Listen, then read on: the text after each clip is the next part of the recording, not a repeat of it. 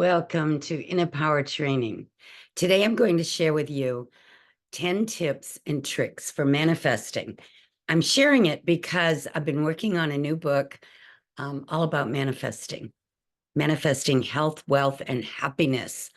And I've been studying consciousness and the art of creative visualization, manifesting, spirituality, spiritual healing, my entire adult life, because I'm a very curious person. And I was fortunate enough to meet someone way back in the day when I was only 21 that turned me on to how to manifest and how simple it is. If you can have an open mind and if you can really believe that you can do it. We're all doing it all the time, but if you're just doing it by default and unconsciously, it's not as much fun as when you're doing it consciously. So I'm going to share these 10 tips that I came up with. Just to give you an overview, some of them might resonate more than others with you that you can use and practice. They all work. I incorporate all of these into my practice all the time. Number one, get a magic notebook. I've always had a magic notebook because when you write things down in the present tense that you desire and you really mean it, it's something that you are passionate about, that is a burning desire, and you write it down in cursor, not typing it.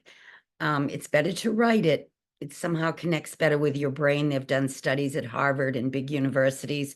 People who write their goals down achieve them more than people who don't. The second thing I think about is how one time I spent 3 days disengaging from all negative thoughts and conversations. Maybe a negative thought would creep in now and then, but I would not engage in a negative conversation. And I was actually working on the airplane as a flight attendant. So many times, we'd get into a conversation in the galley or wherever, passenger, and I would just smile and walk away. I wouldn't engage. I did it for 3 days consciously. It's a really good way to watch your thought patterns and to see what your conversations are engaging in. And if you can observe it and not engage in the negative conversations for 3 solid days, 3 is a very magical number in metaphysics. Always has been. So try to do that for 3 days. Number 3, turn off the news. I haven't turned on my TV for a few years. I don't like the negative vibration that comes from it. I do believe there's a lot of subliminal messaging. There always has been. That goes way back to the beginning of TV when they figured out, through mind control studies with scientists, many of them without good intentions. There's a lot of mind control that goes on in the media, in the televisions, in the movies, in the music. We know that now. We're waking up, we're realizing there are frequencies and vibrations that can affect us in a positive or a negative way. So you're better off not turning on something that might be zapping you with some negative frequencies. Then you need to know how to brainwash yourself into believing that you are living the better version of yourself that you desire to be living. And because it's all in our perception, the more you can believe that you truly are that incredible, powerful, successful, healthy, beautiful, intelligent human being that you desire to be, the more you start living into it and becoming it and attracting experiences and people that support that. So it's all about your perception. The more you understand that it's how you view yourself, your self-talk, that has a lot to do with what you're experiencing in this life. You'll be more careful about how you view yourself, and you'll want to empower yourself every day in order to become the best version of yourself.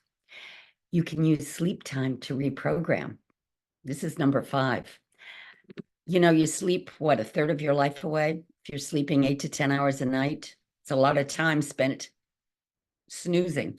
So if you want it to be productive, learn how to reprogram your subconscious mind and drift off to sleep, envisioning in a mental movie that you've created in your imagination the experience or the you or the solution that you're looking for. And it will allow your subconscious mind and your higher self to go out and find the solutions while you're sleeping.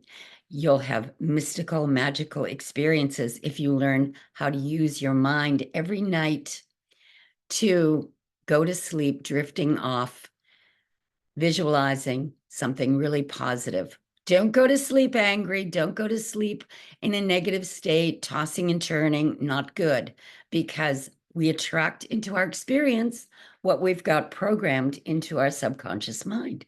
So you can always reprogram it while you're sleeping at night when you go down into that alpha, theta, and delta level of consciousness where you can do those things. And give yourself self-care. If you don't treat yourself well, why do you think other people will want to? So take care of yourself. Give yourself treatments when you need them. Relax, take baths. Maybe, go take a yoga class or go to a spa. Learn how to relax, meditate. You need to take care of yourself. And it's not something you have to obsess over every day like some people do with their looks. You can just always be at peace.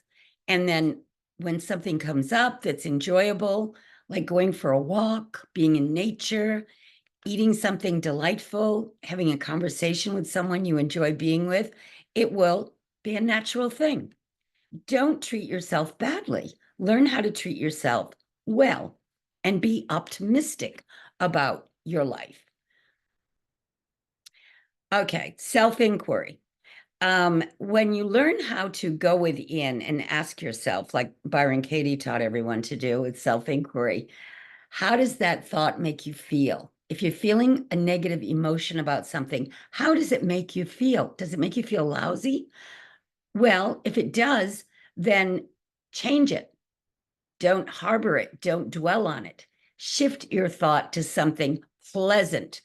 People who can discipline themselves to let go of negative thinking and through self-inquiry, go within and shift to a more positive idea or thought or perception of what's happening in their outer life, have a much better experience. You've heard that old story about people that pray to God to save them and all the, things come along to help them and they can't even see it. You have to be awake enough to understand that when good things are happening in your life, you can see them because we all have different filters that we look through. If you want to see perfection, you have to change your perception sometimes and see things through that positive lens. It's not being Pollyanna, it's understanding that thoughts are things and what you are perceiving is what you're experiencing. If you want to change something, you don't change it out there, you change it within. And then the next thing is understanding that there is no outside world. That's what this touches on. You are creating your reality. More and more these quantum physicists, these spiritual mystics have been saying the same thing for centuries, that we are in the driver's seat. We are creating our world moment by moment by the way we think and the way we react to it. You can either be a reactionary person or you can be one that takes action because you know who you are and you know what your mission is and you know why you're here. So when things show up, they either align with your mission or they don't. It makes it real simple to figure out what you need to do instead of just being jerked around all day long by outside influences. And then when negative, dark thoughts arise, you want to practice saying things like cancel, cancel. Catch it as soon as it pops into your head. Nip it in the bud. Don't let it overtake you because negative thoughts affect every cell in your body. Let them go. They affect your immune system. They affect the aging process. Why do you think mystics don't age like other people? They don't go around worrying about every little thing. They've let it go. And they don't dwell on their physical experience as much as people that are very body identified. If you let it go and you accept that you're part of this divine plan and you have all the help you need from the spiritual dimension when you need to move along and experience something, you have inner peace. So get rid of those negative thoughts. Don't let them take over your life. Number 10, when you desire to turn something around, go straight to the end result. That's the secret of being a good metaphysician. Don't work from the outcome that you're seeing, work from the beginning, and realize that everything starts in consciousness. If you're manifesting poor health, you somehow started it in your consciousness.